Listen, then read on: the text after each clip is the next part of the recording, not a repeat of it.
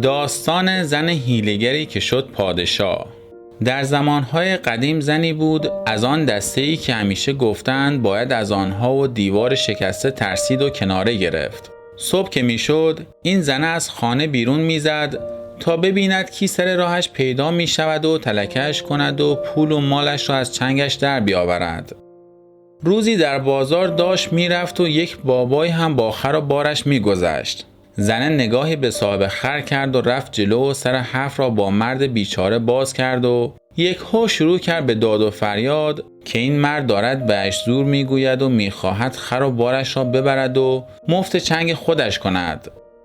مردم دورشان کردند و زنه تا دید صاحب خر ترسیده و رنگ باخته زد زیر گریه و آدمها هم که از هیچی خبر نداشتند یقه مرد را گرفتند و تا میخورد کتکش زدند و خر و بارش را گرفتند و دادند به زنه. زنه افسار خر را گرفت و از راهی که رفته بود برگشت و بستش به درخت خانه.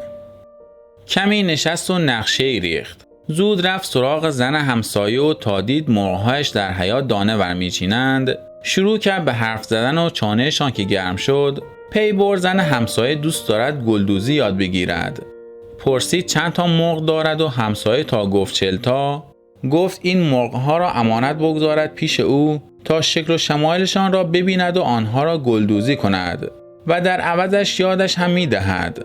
همسایه صاف و ساده خام شد و مرغ‌ها را داد به زنه و به این خیال که هم سر 40 روز بی آنکه پول و دانه داده باشد مرغ‌ها را میگیرد و هم گلدوزی یادش میدهد. خیلی هم خوشخوشانش شد. زنه هر روز مرغی را سر میبرید و کباب میکرد و میخورد. وقتی همسایه میآمد و سراغ گلدوزی را میگرفت یا بهانه میآورد یا حرفی میکشید وسط و حسابی با چاخان گرد و خاک را میانداخت و سر همسایه را گرم میکرد. همسایه هم که خوش خیال بود حرفهایش را باور میکرد و میرفت. گذشت تا 2-3 روزی مانده بود که مهلتش تمام شود. مشتی گندم ریخت وسط سینی و 2-3 تا مرغی را که مانده بود ول کرد تا دانه بچینند. زن همسایه تا رسید و سرشان به چانه زدن گرم شد صدای مرغ‌ها را شنید و به خودش گفت این زنه بدبخت چطور مفت و مجانی این مرغ‌ها را نگه داشت و صدایش در نمی آید. حرفشان را که زدند زنه گفت 2-3 روز دیگر بیاید هم مرغ‌هایش را ببرد و هم گلدوزی را. همسایه رفت و او باز هم روزی 1 مرغ کباب کرد و خورد. همین که مرغی نماند بار و بندیلش را بست و زد به چاک و کلید خانه را هم به صاحبش داد. زن همسایه آمد سراغ مرغ‌ها و دید جا تر است و بچه نیست و تنها مشتی پر در زیر زمین مانده. زنه رفت و آنور شهر خانه اجاره کرد و رخت درست حسابی تنش کرد و النگ و دلنگی به خودش زد و از خانه آمد بیرون. در بازار راه افتاد و دید مردی 1 شال زری به دستش گرفت و میخواهد بفروشد. شال زری چشم زنه را گرفت و رفت جلو. جیغ و دادی راه انداخت که آن سرش ناپیدا. مردم که جمع شدند گفت زن پادشاه است و آمده گشتی بزند که این مردک شالش را دزدیده. مردم ترسیدند و شال زری را گرفتند و دادند به زنه. او راه افتاد و رفت طرف قصر پادشاه و به نگهبانها گفت با وکیل کار دارد. زنه را بردن پیش وکیل و گفت آمده تا اگر کاروباری دارند به او بدهند. در خانه عیان کار کرده و کلفتی بلد است. وکیل قبول کرد و زنه شد کلفت قصر پادشاه و هر روز به اتاق پادشاه میرفت و به کارش میرسید.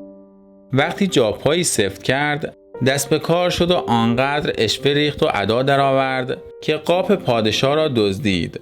بهانه هم آورد که زن فلان عیان بود و در فلان شهر شوهرش را کشتند و مال و منالش را غارت کردند و او نخواست در شهر خودش کلفتی کند و آمده این شهر. آنقدر گفت تا پادشاه را پایبند خودش کرد و شد زن پادشاه. از آن روز هم دستش باز شد و حقه‌های تازه به کار برد و آدم‌های دور و بر پادشاه را تاراند و خودش شد همکاره قصر. روزی رفته بود در اتاق و داشت برای خودش آواز می‌خواند و از کلک‌هایی میگفت که به مردم زده و چطور مال و منال مردم را چاپیده.